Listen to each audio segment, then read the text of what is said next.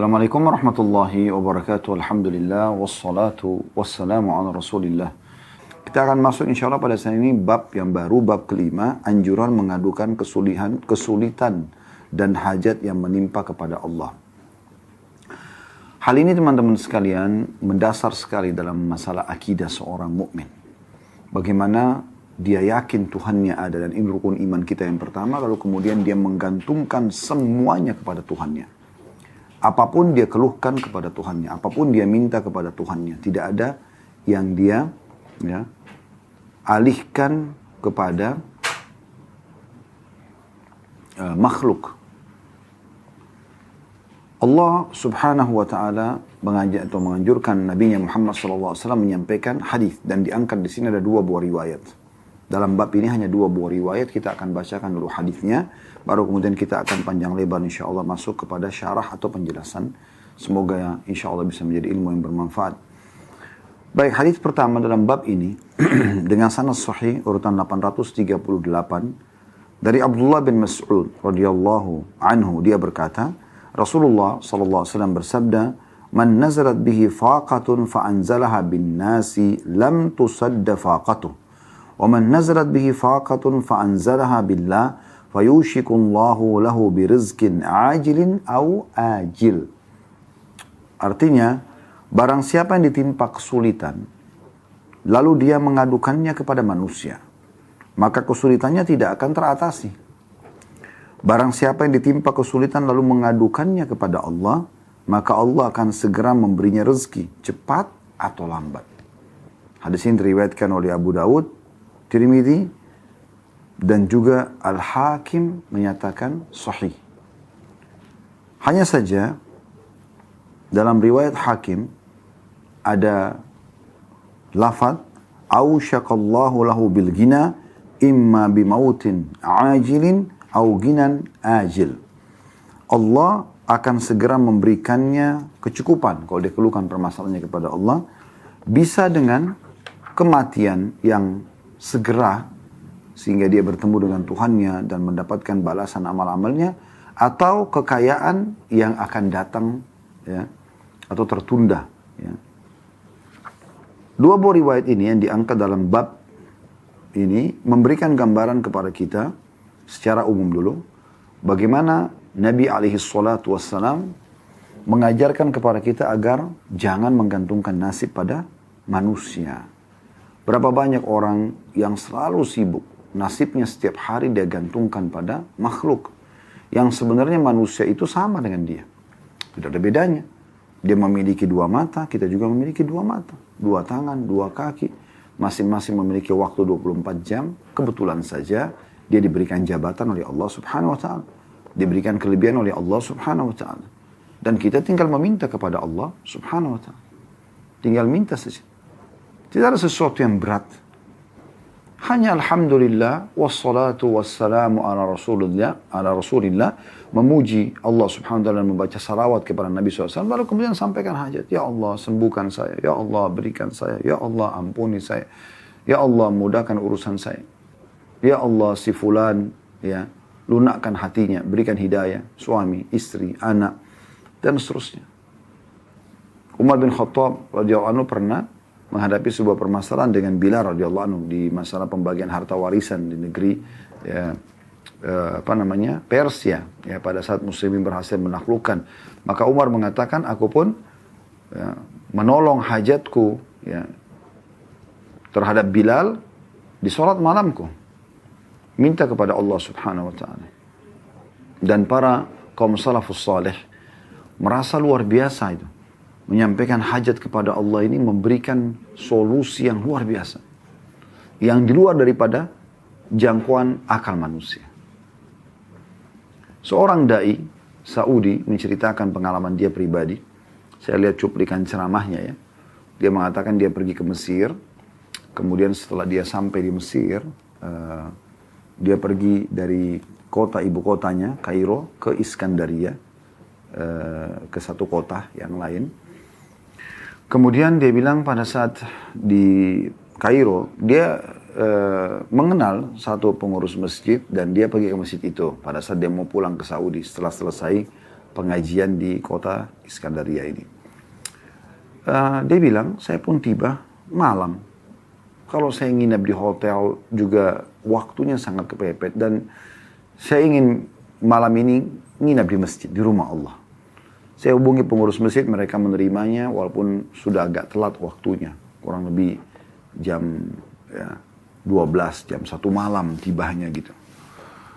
Kemudian mereka mengatakan, baiklah masjid sudah kami siapkan, silakan setiap saat Anda bisa datang gitu. Dia bilang saya tiba di kota Kairo, tengah malam, jam 1 malam gitu kan. Dia bilang setelah saya masuk ke dalam masjid, saya temukan masjid menyala lampunya semua. Dan seperti memang sudah dipersiapkan gitu ya. Namun dia bilang tidak ada pengurus masjid, saya tidak tahu. Mungkin karena mereka sudah istirahat, sudah jam 1 malam. Memang di mihrab, di dekat mihrab ada satu orang yang lagi sujud. Dan lama sekali sujudnya. Saya pun datang mendekati orang tersebut, kemudian saya coba dengarkan. Dia ngomong apa orang ini gitu. Ternyata dia menyampaikan keluhannya kepada Tuhannya dalam sujudnya. Dia mengatakan, ya Allah sungguhnya istriku ya, membutuhkan uang untuk operasi. Dan kalau tidak operasi dia bisa meninggal dunia. Aku keluhkan permasalahanku padamu ya Allah karena aku tidak punya uang sama sekali. Ya. Dan dia sebutkan angka uang yang dia butuhkan itu. Udah selesai dia sampaikan seperti itu. Dia bilang, orang ini, dai ini mendekati orang tersebut, menunggu sampai selesai dia salam dari sholatnya. Lalu ditanyakan, ada masalah apa? Dia bilang, masalah istri saya sedang sakit, harus operasi. Dan kalau besok tidak dioperasi mungkin bisa mengancam nyawanya. Saya sendiri tidak punya uang. Saya lupa angka pasnya ya, tapi kalau tidak salah sekitar 20 ribuan pon Mesir ya. Kalau saya tidak salah gitu. Kemudian kata dai ini, apa yang sudah kau lakukan sesuatu yang sudah sangat luar biasa. Dan yakinlah Allah akan berikan kepadamu jalan keluar. Lanjutkan doamu. Lalu dai ini mengatakan, orang itu pun terus berdoa, mengulang-ulangi doanya. Dan saya pun kena ngantuk, saya istirahat. Setelah saya sholat malam, beberapa rakaat, saya istirahat. Menjelang subuh, azan subuh saya dibangunkan untuk pengurus masjid. Syekh bangun gitu ya. Dibangunkan. Lalu kemudian saya wudu, lalu saya sholat qobliyah. Atau sholat sunatul fajar ya, qobliyah subuh. Kemudian diiqamahkan sholat. Waktu diiqamahkan sholat, tiba-tiba saja pengurus masjid mengatakan, Syekh silakan jadi imam buat kami. Kata syekhnya, saya lagi capek, mungkin kurang pas. Enggak, silakan walaupun ayat-ayat pendek. Maka dia bilang, saya pun jadi imam. Subhanallah, begitu selesai sholat, salam, lagi zikir, ada satu orang datang. Dia mengatakan, Syekh, saya mengenal Anda, saya mengikuti ceramah-ceramah Anda di YouTube, dia bilang. Ya. Dan saya ini punya hajat dengan Anda. Dia bilang, kata Syekhnya, apa hajatmu? Dia bilang, saya punya zakat harta, zakat mal, yang saya tunda pengeluarannya, karena saya berharap zakat itu bisa terarahkan ke satu orang yang kira-kira orang ini gitu kan terpenuhi hajatnya dengan zakat itu. Walaupun istri saya sudah mengatakan keluarkan saja, jangan ditahan gitu kan, ini zakat gitu. Lalu kata syekhnya, berapa uang yang kau mau keluarkan? Dia sebutkan, ya jumlahnya seperti jumlah yang dibutuhkan oleh orang yang semalam nangis-nangis itu. Kata syekhnya, subhanallah, baik tunggu sebentar. Syekhnya lihat kiri kanan, cari mana orang yang semalam sholat. Ternyata ada di ujung shaf pertama. Syekh mengatakan, diberikan isyarat supaya dia datang. Datanglah orang tersebut. Kata syekhnya, coba ceritakan, apa masalahmu semalam? Dia bilang, istri saya mau operasi, butuh uang sekian-sekian gitu. Disebutkan angkanya gitu. Maka orang yang punya zakat ini tiba-tiba meneteskan air mata menangis. Syekhnya juga menangis. Kenapa? Karena seperti depan mata mereka, Allah berikan jawaban kepada orang ini gitu. Kok bisa? Syekhnya datang ke situ, kemudian jadi imam, suaranya didengar. Tadinya orang yang punya zakat ini, dia tidak mau sholat di masjid itu, dia mau sholat di tempat lain, tapi karena dia dengar suara dan dia kenal, dia datang sholat di masjid itu. Kemudian dia menyebutkan hajatnya punya zakat, lalu kemudian ada orang di situ yang membutuhkannya. Maka langsunglah Syekh ini memberikan saran kepada pemilik uang agar memberikan kepada orang tersebut, dan diberikanlah. Dan dengan diberikan, maka selesailah masalah orang tersebut. Ya, kata Syekhnya, bahkan saking gembiranya orang tersebut, dia mengatakan, segala puji bagimu ya Allah gitu. Ya. Jadi orang kalau menyampaikan hajatnya kepada Allah Subhanahu wa taala, itu dipastikan akan terpenuhi. Tapi kalau kita minta-minta sama orang, teman-teman sekalian, bisa diberi, bisa tidak. Ya, bisa diberi, bisa tidak. Walaupun kalau sudah dalam keadaan kepepet, kita boleh mengajukan, kita boleh meminta, tidak ada masalah. Tapi permasalahannya di sini, ya, kalau kita tidak minta kepada Allah SWT, hanya menggantungkan pada manusia, terus bergantung pada manusia. Makanya di sini dikatakan oleh Nabi SAW, siapa yang ditimpa kesulitan, sekecil sampai sebesar apapun, lalu dia mengadukan kepada manusia, maka kesulitan tidak akan teratasi. Tapi kalau dia ditimpa kesulitan lalu dia mengadukan kepada Allah, Allah pasti akan memberikan kepada dia. Cepat atau lambat. Kalau Anda mengatakan, Ustaz, saya punya penyakit, saya sudah berdoa kepada Allah, berulang-ulang. Sudah berhari-hari, berbulan, berminggu-minggu, berbulan, bahkan mungkin ada tahunan. Tapi saya belum melihat hasilnya. Ini pernah disinggung oleh Ibnu Qayyim rahimahullah. Sehingga saya setelah beliau mengatakan, kalau ada orang yang sudah berdoa, lalu kemudian dia menganggap doanya belum diterima karena belum melihat hasilnya, ini pemahaman yang keliru. Misal contoh anaknya sakit, kalau dia mengatakan, ya Allah sembuhkan anak saya, tapi anaknya belum sembuh. Bukan Allah belum terima. Allah sudah memberikan kepada dia. Kalau seandainya dia tidak berdoa, mungkin penyakit anaknya akan lebih parah. Satu sisi. Sisi yang lain, Allah juga ingin memberikan tambahan pahala kepada orang ini. Karena memang dalam sebuah hadis dikatakan, sebuah riwayat, bahwasanya Nabi SAW bersabda, Allah berfirman, kalau Allah ya, Nabi SAW bersabda, kalau Allah melihat atau mendengar doa yang indah dari seorang hamba, Allah terlambatkan jawabannya, agar hamba tersebut tetap dalam doanya.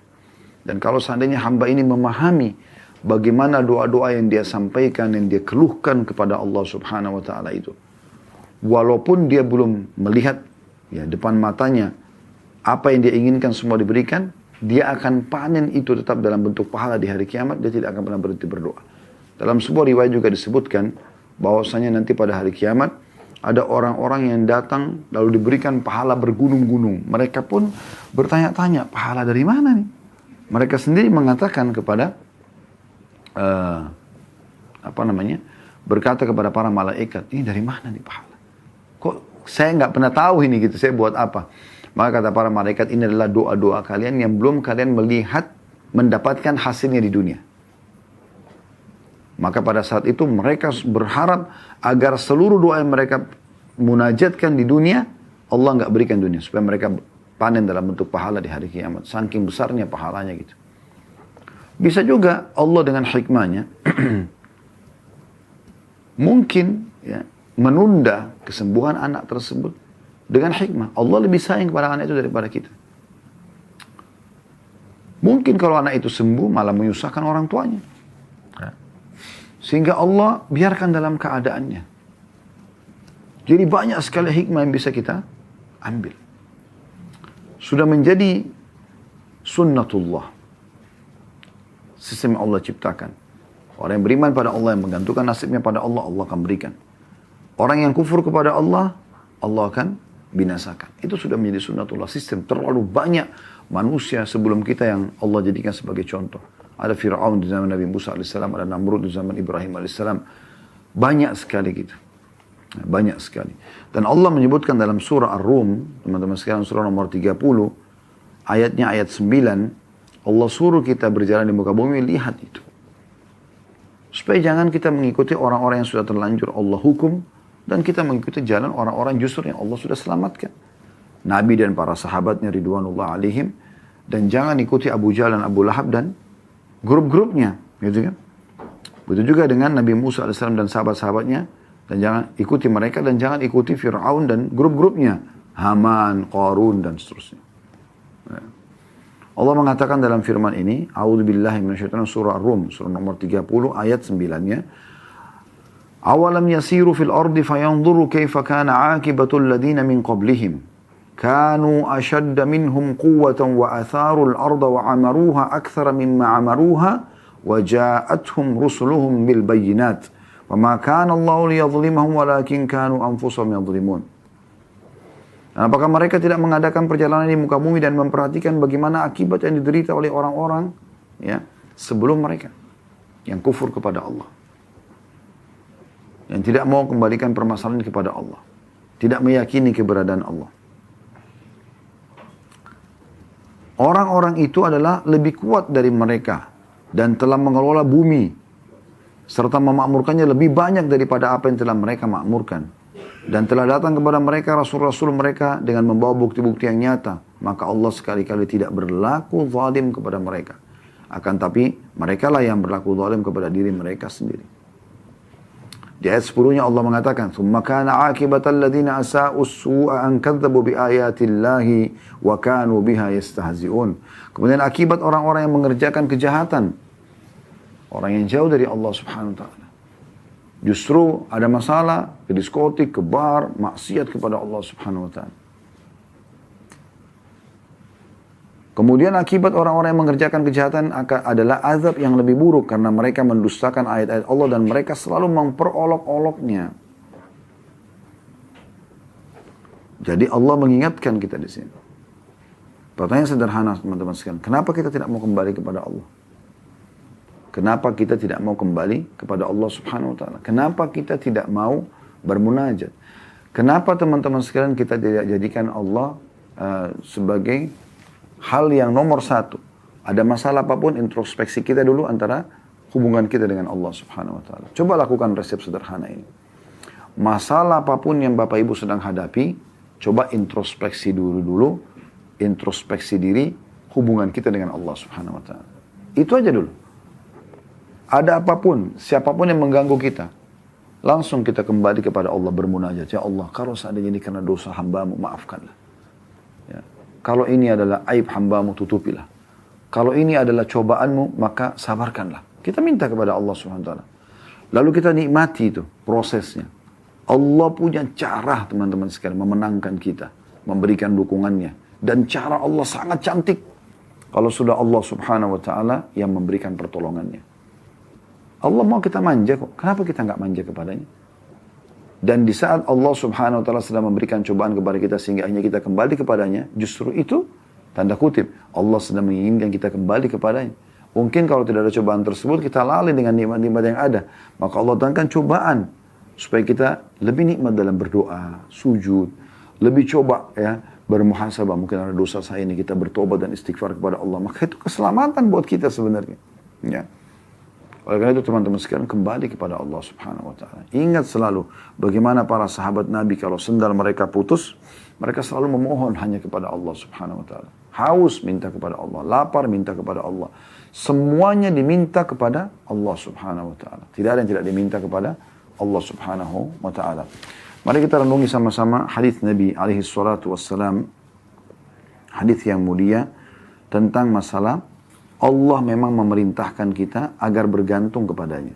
Allah memang memerintahkan kita agar bergantung kepadanya. Dan memang hadis ini berbicara tentang masalah ya, rincian ya, daripada kebutuhan-kebutuhan kita. Ya. Misal contoh, atau kita mulai dari potongan hadis ya.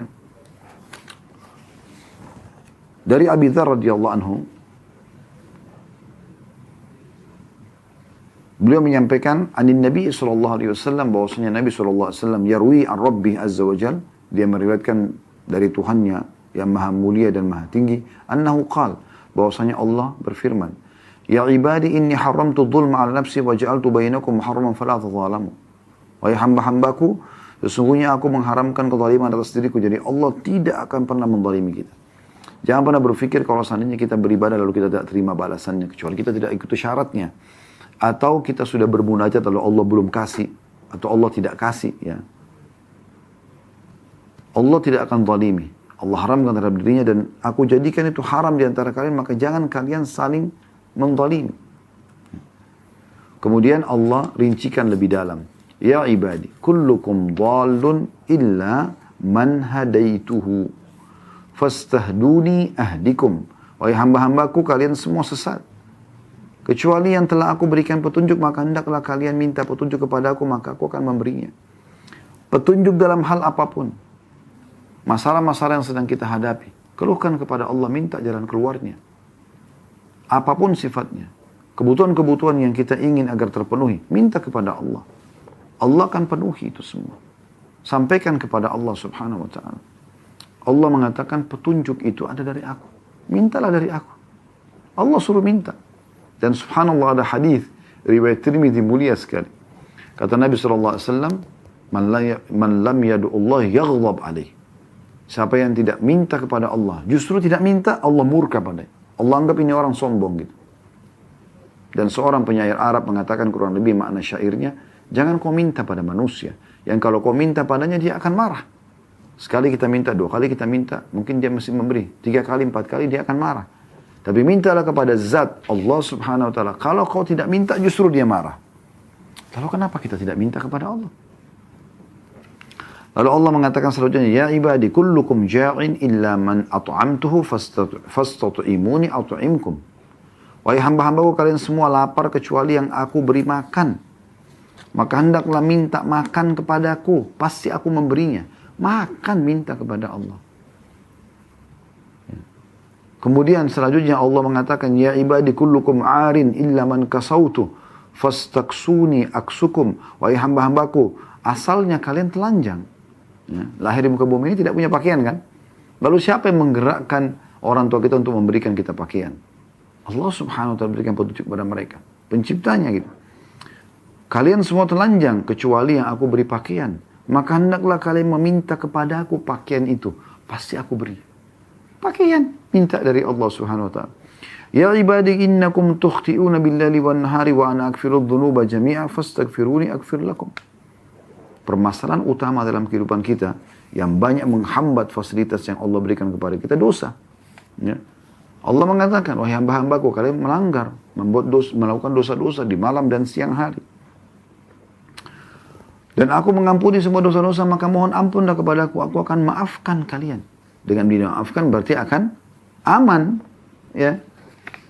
Orang kalau sudah dimaafkan, maka akan aman dia. Lalu kemudian, karena dosa-dosanya sudah dimaafkan. Artinya fasilitas semua Allah janjikan akan kembali gitu ya. Selanjutnya Allah mengatakan, Ya ibadi innakum lan tablugu dharri fatadurruni. Walan tablugu naf'i fatanfa'uni. Wahai hamba-hambaku, kalian tidak bisa membinasakanku. Tidak bisa menggangguku. Ya, tidak bisa membahayakanku. Dan kalian juga tidak bisa memberikan manfaat kepadaku. Semua yang kalian lakukan itu buat kalian, tidak ada buat saya, kata Allah. Ya ibadi law anna awwalakum wa akhirakum wa insakum wa jinnakum kana ala atqa qalbi rajulin wahidin minkum ma zada dhalika fi mulki syai'a. Wahai hamba-hambaku, kalau seandainya orang yang terdahulu di antara kalian dan orang-orang yang terakhir di antara kalian dari seluruh golongan jin, manusia dan jin, semuanya menjadi orang yang paling bertakwa di antara kalian. Hatinya semua menjadi orang yang paling patuh kepada Allah. Semuanya miliaran ini semua jadi orang baik. Gak ada orang jahat gitu. Maka itu tidak akan menambah sedikit pun dari kekuasaanku. Aku gak butuh itu, kata Allah. Ya ibadi law anna awwalakum wa akhirakum wa insakum wa jinnakum kana ala afjari qalbi rajul wahidin ma naqasa dzalika min mulki syai'a. Wahai hamba-hambaku, kalau seandainya orang yang terdahulu di antara kalian dan yang terakhir di antara kalian dari seluruh manusia dan jin, semuanya menjadi orang yang paling jahat. Siapa yang paling jahat? Misalnya Fir'aun. Semuanya seperti Fir'aun nih. Gitu kan. Maka itu tidak mengurangi sedikit dari kekuasaan dan kerajaanku. Tak ada pengaruhnya. Kamu sejahtera pun tidak ada hubungan. Tidak ada pengaruhnya kepada aku, kata Allah. Aku sudah siapin sistem yang batu diberikan balasan, yang jahat akan dihukum. Lalu kemudian Allah juga masih berfirman di hadis qudsi ini, Ya ibadi, law anna awwalakum wa akhirakum wa insakum wa jinnakum qamu ala sa'idin wahidin fasa'aluni fa'ataitu kulla insanin mas'alata ma naqasa dhalika mimma indi illa kama yanqusul mikhyatu idza udkhila al-bahr. Wahai hamba-hambaku, kalau seandainya orang terdahulu di antara kalian dan yang terakhir di antara kalian dari seluruh manusia dan jin, semuanya dikumpulkan manusia dari Nabi Adam sampai manusia terakhir, dari jin yang pertama sampai jin yang terakhir, semuanya dikumpulkan miliaran. Berada di satu tempat mereka berkumpul, lalu masing-masing menyampaikan hajatnya. Lalu aku berikan masing-masing hajatnya, maka itu sama sekali tidak mengurangi dari apa yang ada di sisiku, kecuali hanya seperti jarum yang dimasukkan ke lautan. Anda lihat kalau jarum dimasukkan ke lautan, ya, dia tidak akan Kalau diangkat tidak akan ada air yang melekat kecuali sedikit sekali. Itu pun langsung kering dengan udara gitu. Nah, tidak mengurangi apapun. Allah Maha Kaya. Lalu kenapa tidak minta kepada zat yang Maha Kaya ini? Selanjutnya, ya ibadi innama hiya a'malukum uhsiha lakum uwaffiyakum iyyaha. Faman wajada khairan falyahmadillah wa man wajada ghaira dzalika fala yalumanna illa nafsah. Wahai hamba-hambaku, semua amal-amal yang kalian lakukan, aku catatkan buat kalian, aku balaskan, kembalikan kepada kalian. Ya. Maka siapa yang mendapatkan dia berhasil mengerjakan amal-amal baik, maka dia bersyukur kepada Allah. Dan siapa yang mendapatkan selain daripada itu, maka dia jangan menyalahkan kecuali diri mereka sendiri. Diri mereka sendiri. Wasiat yang sangat menarik dari Nabi SAW kepada sepupu beliau Abdullah bin Abbas radhiyallahu anhuma. Beliau mengatakan, ya gulam, inni u'allimuka kalimat. Wahai anak kecil, aku ajarkan kepadamu beberapa kalimat. Renungi, hafal, fahami baik-baik. Ihfadillah yahfaduk. Jaga selalu hubunganmu sama Allah. Dia akan jaga ya, dirimu. Yang halal kau nikmatin, yang diperintahkan kerjakan, yang dilarang jauhi. Ihfadillah tajidhu tujahak. Kau jagalah hubunganmu sama Allah, dia akan jaga. Ya. Dia akan selalu ada di hadapanmu. Idza sa'alta fas'alillah. Kalau kau minta apapun, hanya minta kepada Allah. Wa idza ista'anta fasta'in billah. Kalau kau minta tolong untuk memecahkan permasalahanmu, memenuhi hajatmu, hanya minta tolong kepada Allah. Wa'alam anna al-ummata idza ijtama'at ala an yanfa'uka bi syai'in lam yanfa'uka illa bi syai'in qad katabahu Allahu lak. Ketahuilah kalau satu komunitas berkumpul, ya, umat manusia berkumpul, semuanya pun untuk memberikan manfaat kepadamu, tidak akan pernah sampai kepadamu manfaat kecuali yang sudah Allah takdirkan kepadamu atau untukmu. Jadi bukan karena mereka, tapi karena Allah takdirkan. Wa in ijtama'u, dan kalau seandainya mereka berkumpul ala an yadurruka bi syai'in, untuk menyusahkan, menimpahkan mara bahaya kepadamu, lam yadurruka illa bi syai'in qad katabahu Allahu 'alaik. Tidak akan pernah bisa membahayakanmu kecuali yang sudah Allah catatkan untukmu. Rufi'atil aqlam wa jaffatis suhuf. Telah diangkat pena-pena mencatat takdir dan telah kering ya, lembaran-lembaran takdir Lauhul Mahfuz. Oleh itu teman-teman sampai ke hajat kita kepada Allah Subhanahu wa taala. Kalau kesah kepada Allah ini manfaatnya besar sekali. Ya. Dan pasti akan ada solusi sebagaimana dijelaskan di dalam hadis ini. Bahkan dikatakan di hadis ini Allah pasti akan memberikan kepadanya rezeki ya, cepat atau lambat. Dan rezeki ini dua sekali, tidak harus duit ya, tidak harus uang, tapi bisa saja kebutuhan-kebutuhan. Bahkan termasuk dalam rezeki adalah kalau permasalahan kita terpecahkan. Misal contoh, ada orang sakit, dia berharap sembuh, lalu Allah sembuhkan. Itu kan juga rezeki, karena dengan itu dia bisa beraktivitas lagi. Itu rezeki Allah SWT. Jadi rezeki bukan cuma selamanya uang ataupun makanan, minuman dan pakaian, tempat tinggal dan kendaraan. Tapi banyak sekali rezeki Allah Subhanahu wa taala. Karena apapun yang bisa membuat roda kehidupan kita berjalan, terpenuhi kebutuhan kita atau kita selesai dari atau keluar dari sebuah kemelut permasalahan, maka itu adalah rezeki dari Allah Subhanahu wa taala. Dan dalam riwayat yang selanjutnya dikatakan atau riwayat ya Al-Hakim, Allah akan memberikan kepadanya kecukupan. Dan bisa saja kalau Allah melihat ternyata lebih baik dia diwafatkan, maka wafat dia. Allah wafatkan. Karena kalau dia hidup, maka akan sulit buat dia. Allah panggil di sisinya. Ya, supaya Allah berikan dia kenikmatan. Atau Allah berikan dia kekayaan yang tertunda dalam beberapa saat akan diberikan kepada dia. Lalu setelah mendengarkan dua buah riwayat ini teman-teman sekalian, kenapa kita masih mau bergantung kepada selain Allah Subhanahu wa taala? Sementara hajat-hajat kita banyak, ya.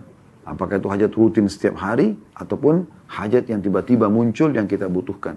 Dan Allah Subhanahu wa taala sebagaimana dari hadis qudsi sudah memberikan kepada kita rincian yang sangat luar biasa. Makanan, pakaian, petunjuk, apa saja kita disuruh minta kepada Allah. Dan sudah diingatkan juga dalam hadis Ibnu Abbas tadi. Kalau kita jaga hubungan dengannya, kita juga akan dijaga. Kalau kita jaga hubungan dengan Allah, Allah selalu ada di hadapan kita. Setiap saat kita butuh, Allah akan memenuhi kebutuhan kita. Ya. Dan kalau seandainya Satu umat mau menyusahkan kita tidak akan bisa sampai kecuali memang sudah Allah catatkan. Kalau mau memberikan kepada kita tidak akan sampai kecuali yang sudah Allah catatkan. Lalu kenapa tidak kembali kepada Allah kalau begitu? Sekaligus saja minta kepada Allah secara totalitas. Dan Allah akan memberikan jawabannya. Sebagaimana tadi sudah kita sampaikan kisah seseorang yang istrinya mau operasi di awal materi kita. Teman-teman sekalian, satu hari pernah Sa'id bin Musayyib rahimahullah dipanggil oleh Hajjaj Ibn Yusuf. Hajjaj Ibn Yusuf ini seorang penguasa yang zalim pada saat itu. Semaunya sendiri. Kalau dia sefaham, maka dia atau dia ikuti apa yang dia inginkan, maka dia akan berbuat baik. Kalau tidak, maka dia bisa sampai pada tingkat membunuh walaupun ulama gitu. Maka pada saat masuk dalam majelis, di situ ada pedang disiapkan, ada natok. Natok itu seperti kulit hewan yang sudah dikeringkan. Tujuannya nanti orang kalau ada yang dipenggal lehernya di depan Hajjaj, darahnya nggak muncrat sana sini, ditaruh di situ. Udah disiapin. Jadi orang-orang berpikir, oh ini akan dibunuh nih. Gitu. Subhanallah, dia pada saat masuk, dia tiba-tiba disambut dengan meriah. Kemudian oleh Hajjaj bin Yusuf, kemudian Hajjaj bin Yusuf ini panggil duduk di sebelah kursi singgasananya. Kemudian bertanya banyak hukum agama dan dijawab. Kemudian setelah itu sempat ada parfum yang sangat bagus dan mahal di dekat Hajjaj. Tiba-tiba dia bubuhi sendiri langsung ya ke jenggot Sa'id bin Musayyib rahimahullah. Orang banyak bertanya gitu. Orang-orang sekitar sampai dia pamit keluar diantar sampai ke pintu gerbang. Ini belum pernah terjadi di polahnya Hajjaj ini gitu. Maka pada saat dia keluar ada seseorang bertanya, wahai imam ini kalau kita kiai, ustadz ya, apa yang anda ucapkan sebenarnya? Karena tadi pada saat anda menuju ke singgasananya atau begitu masuk pintu gerbang, saya lihat mulut anda qomat kamit, apa yang anda baca gitu? Apa yang anda sedang ucapkan? Dia mengatakan, saya mengeluhkan kepada Allah. Saya mengatakan, ya Allah, sesungguhnya engkau tahu kezaliman orang ini dan ya, aku keluhkan permasalahan ini kepadamu. Maka jadikan semua niat buruk dia, semua kejahatan dia menjadi kebaikan untukku. Bagaimana di detik-detik itu, dia sudah berhadapan dengan seorang pemimpin yang zalim, yang akhirnya bisa membunuh dia. Tapi dia tetap kembalikan semua kepada Sang Pencipta Allah. Dan Allah membalikkan keadaan. Itu luar biasa. Cuma banyak orang tidak memahami masalah ini. Makanya nasihat yang luar biasa juga dari Asy-Syu'bi, nama lainnya Amir bin Syurahbil, rahimahullah, seorang ulama tabi'in masyhur. Beliau pada saat menemui Abdul Malik bin Marwan yang pada saat itu menjadi khalifah, ada beberapa orang yang sempat dipenjara gitu oleh Abdul Malik bin Marwan. Tapi mungkin belum ada kejelasan 100% orang ini salah atau tidak gitu ya. Maka tiba-tiba waktu Asy-Syu'bi ada di sana, beliau mengatakan kepada raja pada saat itu, Abdul Malik bin Marwan, "In kunta habastahum bil batil fal haqqu yukhrijuhum." Kalau seandainya Anda menahan orang-orang ini dengan kebatilan, tidak ada hak Anda untuk menahan mereka, maka pastikan kebenaran akan mengeluarkan mereka. Pasti Allah akan datang memberikan kemenangan dan mendatangkan kebenaran itu. Ya. Karena Allah sudah mengatakan dalam Al-Quran, وَقُلْ جَاءَ الْحَقُّ وَزَهَقَ الْبَاطِلَ إِنَّ الْبَاطِلَ كَانَ زَهُوقًا. Kebenaran pasti akan datang dan akan mengalahkan kebatilan. Dan kebatilan pasti akan hilang.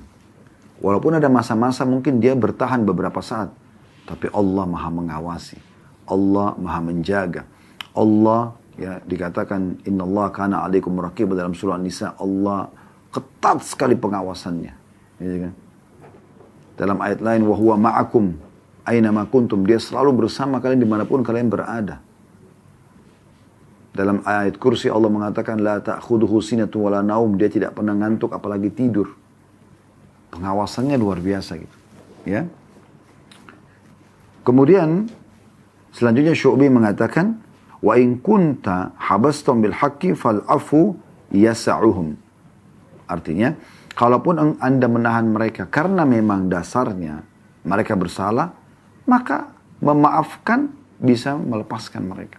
Artinya ini Allah memerintahkan Anda untuk memaafkan orang-orang. Kalau seandainya memang masih bisa dimaafkan kriminal atau kejahatan yang dia lakukan.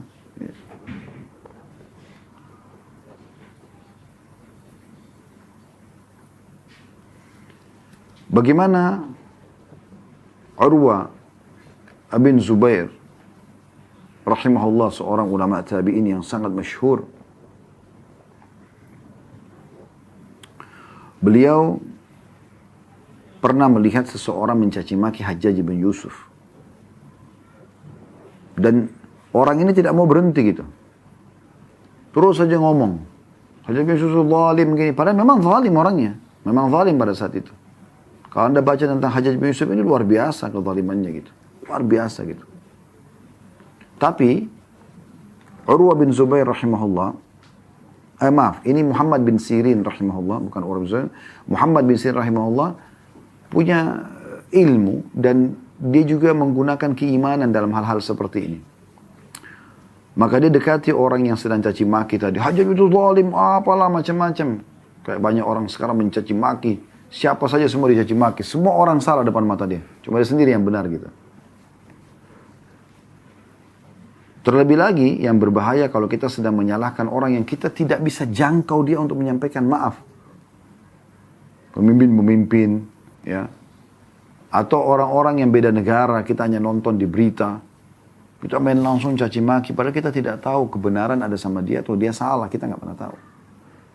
Hanya Allah yang tahu masalah itu. Mungkin Allah tahu dia punya udzur-udzur misalnya. Maka Muhammad bin Sirin mendekati orang yang mencaci maki Hajjaj bin Yusuf sambil mengatakan, "Sah ya ibna akhi." Diam, wahai anak saudaraku. Berhentikan ini ucapan, ocehanmu ini berhentikan. Mencaci maki, sebenarnya pemimpin zalim pada saat itu. Fa inna Hajjaj aqbala ila rabbi. Karena orang yang sedang kau caci maki ini Hajjaj sedang menuju ke Tuhannya. Setiap hari dia bangun tidur ini dia akan mati nantinya menuju ke Tuhannya. Wa innaka ya. Wa innaka innama taqdimu 'ala Allah yaumal qiyamah. Dan kau juga akan mati dan kau akan menuju ke Tuhanmu bersama dengan Hajjaj pada hari kiamat nanti. Satajid anna ahkara adh-dhanbi min dhunubika asharru 'ala nafsika min a'zami fa'alahu Hajjaj. Dan di saat nanti kau berhadap dengan Tuhanmu, kau akan temukan dosa yang paling kecil yang kau lakukan. Itu pada saat kau akan ditanyakan oleh Allah, akan kau temukan lebih berat, lebih besar daripada dosa terbesarnya Hajjaj ya, yang pernah dia lakukan. Karena memang kita akan mungkin dosa itu sudah cukup membuat kita masuk dalam api neraka, na'udzubillah. Lalu kenapa kita sibuk dengan dosanya orang lain? Ada Tuhannya. Falikulli imri'in sya'nun yughnih. Oleh karena itu setiap orang harusnya menyelesaikan perkaranya saja sendiri-sendiri. Wa alam anna Allah azza wa jalla sayakhtassu minal hajjaji mimman zalamahum. Ketahuilah bahwasanya Allah pasti akan mengambil hak-hak orang yang terdalimi oleh Hajjaj. Wa yakhtassu lil hajjaji mimman yadhlimuna. Tapi jangan lupa, Allah juga akan memberikan hak Hajjaj dari orang yang mendaliminya. Hajjaj misalnya atau si A berbuat jahat kepada si B. Kita si C nih. Kita ikut-ikutan nih. Ya. Caci maki si A. Padahal sebenarnya kita nggak ada hubungannya.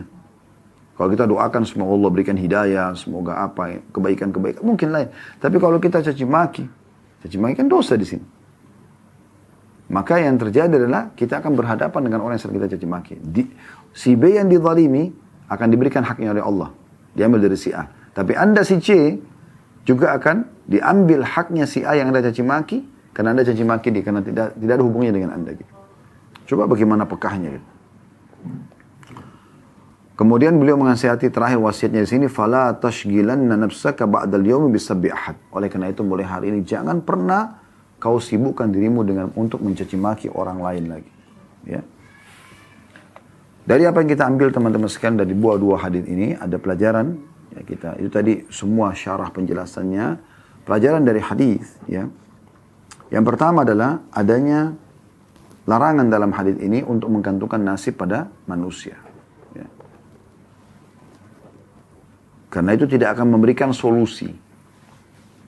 Dan sudah kita sebutkan tadi, pepatah syair, jangan kau minta pada manusia, kalau kau minta padanya maka dia akan marah. Kemudian yang kedua adalah adanya anjuran dan penekanan agar setiap orang kembali kepada Allah Subhanahu wa taala saja, menyampaikan apapun hajatnya. Dan itu kalau dilakukan, maka dijanjikan dalam hadits ini Allah akan memberinya rezeki cepat atau lambat. Dan sudah kami jelaskan tadi, makna rezeki di sini teman-teman adalah pemenuhan kebutuhan kita. Baik itu nikmat yang sedang kita butuhkan, maksudnya makanan, minuman dan seterusnya, atau memang kita keluar dari satu permasalahan yang sedang kita hadapi, itu juga adalah rezeki Allah SWT. Allah akan berikan segera. Keluh kesahkan saja kepada Allah. Dalam riwayat tadi Al-Hakim, Allah akan berikan dia kecukupan. Bisa saja dengan kematian segera atau rezeki yang tertunda, kekayaan yang tertunda. Mungkin Anda bertanya, tadi sudah kita jelaskan tapi saya ingatkan kembali. Kok kematian? Ya, karena bagi sebagian orang kematian akan lebih baik bagi dia. Misal, dia sakit parah, ya. Atau memang Allah lebih tahu hidup dia ke depannya akan lebih sulit. Akan lebih jauh dari Allah, akan lebih banyak maksiat. Gitu kan? Makanya Nabi SAW mengatakan, jangan kalian berharap mati. Tapi kalian bisa mengucapkan, ya Allah hidupkanlah aku kalau hidup lebih baik untuk aku, dan matikanlah aku kalau mati lebih baik untuk aku. Atau kekayaan yang tertunda. Bukan tertunda di sini artinya tidak dikasih kecuali nanti waktu yang lama, enggak. Tertunda di sini kembali kepada makna lafaz awal. Ajil. Au ajil. Maksudnya cepat atau lambat atau cepat. Gitu. Ajil ini pakai ain berarti cepat. Atau ajil pakai hamzah lambat gitu. Artinya di sini akan ada dalam waktu yang tidak lama dia akan mendapatkannya. Akan terpenuhi juga hajatnya. Intinya sebenarnya adalah kembali dan keluh kesahkan kepada Sang Pencipta Allah Subhanahu wa taala.